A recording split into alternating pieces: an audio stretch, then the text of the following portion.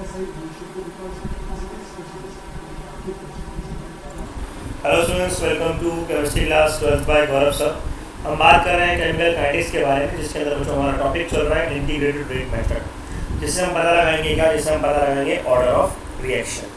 हमने last time पढ़ लिया था क्या, हमने लास्ट टाइम पढ़ लिया था बच्चों जीरो ऑर्डर रिएक्शन का इंटीग्रेटेड मेथड और फर्स्ट ऑर्डर का इंटीग्रेटेड मेथड। लास्ट टाइम तक हम इतना पढ़ चुके हैं कि इनिशियल जो फर्स्ट ऑर्डर है उसका जो रेट है, उसका जो हाफ टाइम है, आई एम सॉरी, वो इनिशियल कंसंट्रेशन पे डिपेंड नहीं करता। और हमने फर्स्ट ऑर्डर की रेट इक्वेशन क्या पढ़ी, फर्स्ट ऑर्डर की रेट इक्वेशन हमने कल पढ़ी थी लास्ट लेक्चर में, 2.303 upon T log A naught upon A, where A naught is initial concentration and A is final concentration.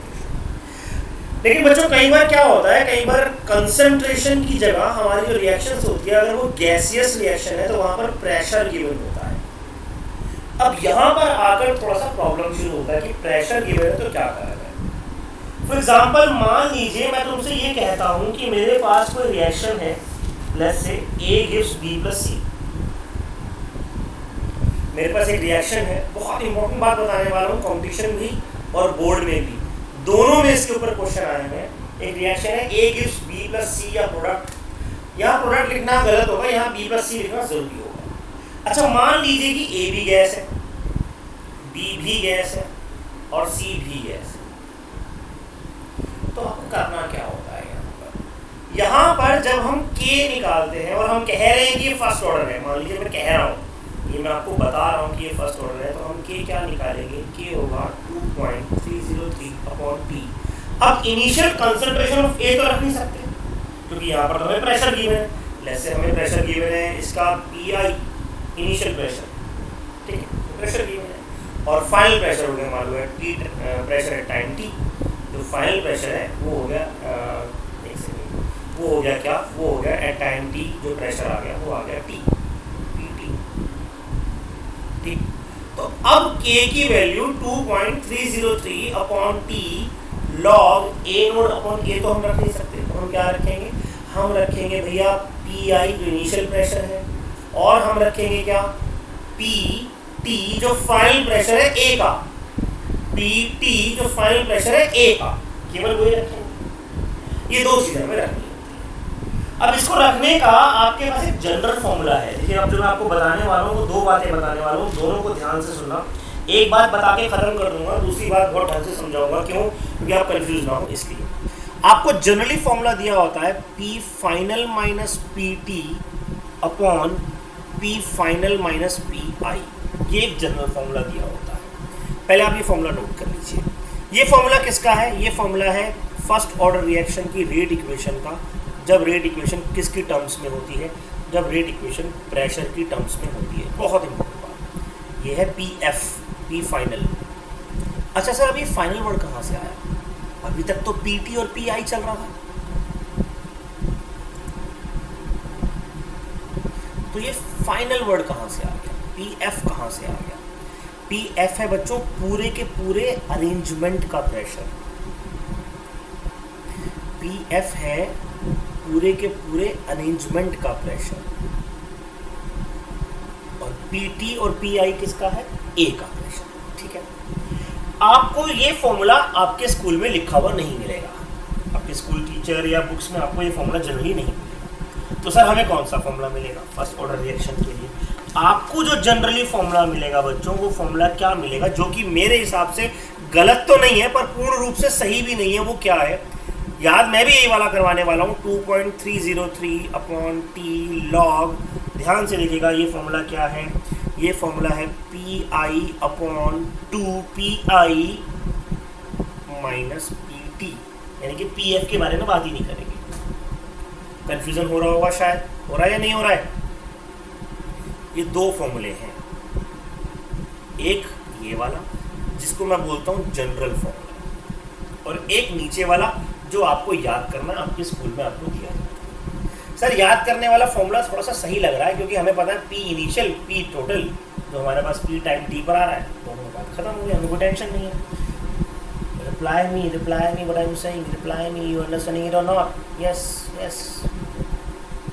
come on। अगर तो ऐसी रिएक्शन, पंगा कहाँ फंसा हमारा, ऐसी रिएक्शन जिसके अंदर A गिव्स 2B + C हो, उस रिएक्शन में आप Pi माइनस x नहीं लिखोगे, यहाँ पर B की जगह 2x लिखोगे। अच्छा, अब P टोटल कितना हो जाएगा देखेंगे। अब फॉर्मूला क्या बनता है, चलिए वो भी देख लेते हैं। ऐसा नहीं आओ कि हम फॉर्मूला नहीं देख रहे सर। ये हो गया आपके पास Pi minus 2x plus 2x minus x। अच्छा, ये तो किस्मत अच्छी हो गई हमारी कि भाई ये तो वही निकला, कोई बात नहीं। बाई चांस यहाँ पर 2a हो जाता, बाई चांस यहाँ बनती ही एक ही चीज़, तब तो अलग हो जाता ना, तो ये फॉर्मूला चेंज हो सकता है। चलो, ये तो हमारी किस्मत अच्छी है कि Pi माइनस ना, अच्छी कहानी। हाँ, वहाँ प्लस x था, यहाँ माइनस x आया, बिल्कुल बिल्कुल बिल्कुल, है ना भाई। यहाँ तो Pi + x आया था, ये देखो, यहाँ तो Pi + x आया था।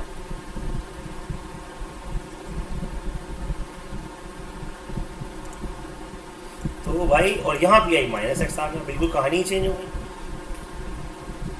क्यों प्लस आएगा? अच्छा, हाँ प्लस करेंगे, सॉरी, यहाँ भी प्लस ही करेंगे, ठीक है। मतलब ठीक है, किस्मत है। कोई और रिएक्शन ले लेते हैं, मेरी बात समझ लो ना मैं क्या कहना चाह रहा हूँ। कोई और रिएक्शन ले लेते हैं, अच्छा दिमाग है, सही बात है। कोई और रिएक्शन ले लेते हैं भाई, जैसे मान लो आपने रिएक्शन ले लिया, ये तो तुम्हारी किस्मत खुल गई, चलो कोई बात नहीं। मैं यहाँ पे हाफ कर देता, ऐसा कुछ कर लेते कि A gives half B + C, A gives half B + C। अब तो बदल जाएगा ना, या अब नहीं बदलेगा? हाँ, तो A, हाँ ये बात भी सही है। यहाँ पर 2x नहीं आएगा, यहाँ पर x आएगा, बिल्कुल बिल्कुल बिल्कुल बिल्कुल बिल्कुल बिल्कुल बिल्कुल। मैं वही कहूँ, ये चेंज कैसे हो गया, बिल्कुल सही बात है। यहाँ पर Pi माइनस x आएगा, यहाँ 2x आएगा। बहुत बढ़िया भाई, सीख गए तुम लोग। तो कटेगा भी किससे, क्या x से x कटेगा, हो गया चेंज। लो, हमारा काम हो गया। थैंक यू बेटा, थैंक यू वेरी मच। कभी कभार क्या होता है, बच्चे ही बता देते हैं कि क्या गड़बड़ कर रहे हैं टीचर, है ना। तो यहाँ हो गया क्या, Pi माइनस x, यहाँ हो गया प्लस 2x, यहाँ हो गया प्लस x। x से x कटेगा, Pi + 2x आएगा। Yes yes yes yes.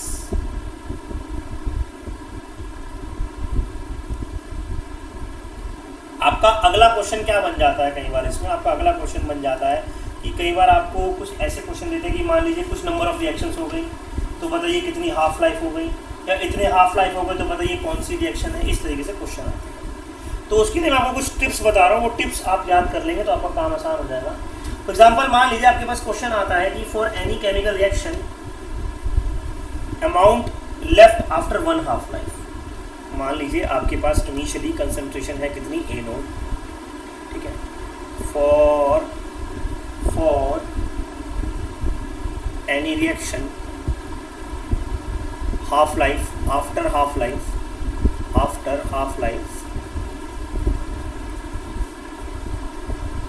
Amount left कितना हो जाएगा। सर ये तो सबको पता है, A0/2 हो जाएगा, कोई डाउट नहीं है। लेकिन मैं कहता हूँ कि मान लीजिए after 3 half lifes, for 3 half lifes amount कितना हो जाएगा भैया, बता सकते हो? तो आप क्या करोगे, आप A/2 पहली हाफ लाइफ, फिर इसका अपॉन 2, फिर अपॉन 2, यही करोगे, 3 टाइम्स करोगे। 6 नहीं आएगा, हाँ 6 ही आएगा, ठीक है ना, 6 नहीं आएगा, सॉरी 8 आएगा। इस तरीके से करोगे। तो सर क्या करा जाए, तो भाई एक सिंपल सा फॉर्मूला याद कर लो, n number of half life equals to A0/2 की power n। n number of half life equals to A0/2 की power n, where A0 is initial concentration। लिख लो भैया, n number of half life किसके बराबर हो जाएगा, A0/2 की power n, where n is a number of half life, n number of half life। Order नहीं है ये ऑर्डर नहीं है, यहाँ पर n, यहाँ पर n क्या है, नंबर ऑफ हाफ लाइफ, ठीक है जी। अच्छा, अब अगली बात, हमें पता है जीरो ऑर्डर के लिए टी हाफ का फॉर्मूला क्या था। जीरो ऑर्डर के लिए टी हाफ का फॉर्मूला क्या निकल कर आया था, जीरो ऑर्डर के लिए निकल कर आया था बच्चों A0/2 के, ए नोड अपॉन 2k। तो हम बोल सकते हैं ज़ीरो ऑर्डर के लिए, ज़ीरो ऑर्डर के लिए T half directly proportional to A naught upon 2। Zero order के लिए T half directly proportional to A naught upon 2, क्योंकि के को हटा दिया। फिर फर्स्ट ऑर्डर के लिए क्या हो सकता है सर? फर्स्ट ऑर्डर का क्या फॉर्मूला आया था? फर्स्ट ऑर्डर के लिए टी हाफ आया था हमारे पास 0.693 अपॉन के, यानी कि T half is directly proportional to A naught की पावर 0। ए नोड की पावर 0, उस पर डिपेंड ही नहीं कर रहा, ए नोड की पावर 0। ठीक है जी। सेकेंड ऑर्डर का क्या आएगा सर? वो तो आपने पढ़ाया ही नहीं। सेकेंड ऑर्डर का क्या आएगा सर? वो तो आपने पढ़ाया ही नहीं। पढ़ाया नहीं तुम्हारे कोर्स में नहीं है, लेकिन आपको हाफ लाइफ निकालने को बोल देंगे, वो बहुत तेज है, कंपटीशन वाले बोल देंगे। तो सेकेंड ऑर्डर में क्या आएगा? तो सेकेंड ऑर्डर का मैं आपको बता रहा हूँ, टी हाफ क्या होता है? डायरेक्टली प्रोपोर्शनल टू लिखिएगा ए नोड की पावर -1, ए नोड की पावर -1। तो सर फिर थर्ड ऑर्डर के लिए, फिफ्थ ऑर्डर के लिए, एट्थ ऑर्डर के लिए, 1000 ऑर्डर के लिए क्या आएगा? तो भैया एक फॉर्मूला याद कर लीजिए। क्या फॉर्मूला है? T half equals to, sorry, T half directly proportional to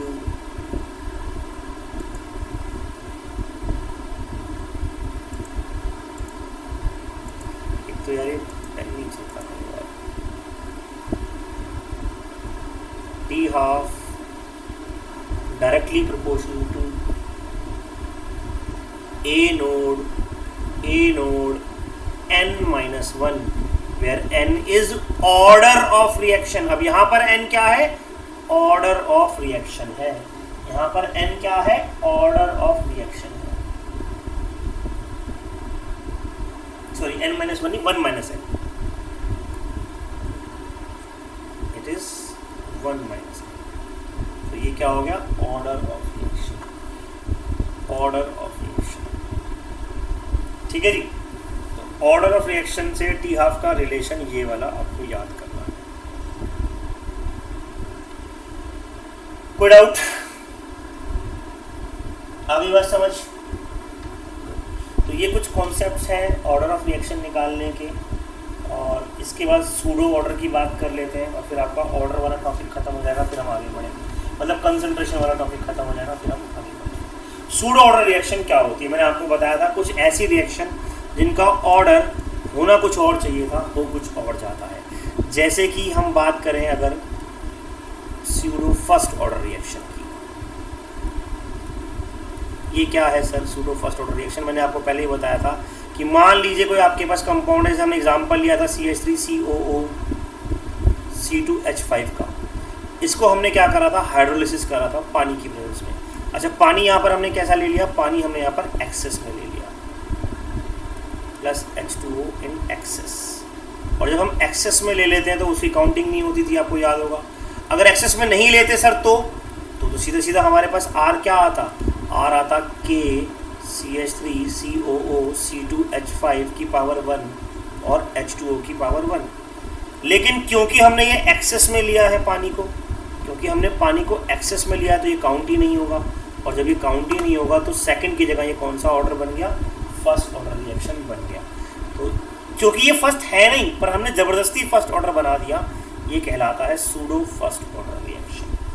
so some time in any reaction when one compound is taken in excess, that is neglected in the rate expression, and that reaction order becomes pseudo order. ऐसी reaction क्या बन जाती है? Pseudo order बन जाती है। तो आज जो आपको फॉर्मूले बताए हैं, इसको न्यूमेरिकल्स एग्जाम में आने हैं, प्रैक्टिस करेंगे। असाइनमेंट्स आपको दे दिए गए हैं बच्चों, NCERT में आपको असाइनमेंट्स मिल जाएंगे इसके, और यहाँ पर भी मैंने आपको दे दिए। तो प्लीज़ इसकी प्रैक्टिस कीजिएगा। एक आधा क्वेश्चन मैं आपको करवा दूँगा नेक्स्ट लेक्चर के अंदर, और फिर हम इसमें आगे बढ़ेंगे इस टॉपिक के अंदर। ठीक है जी।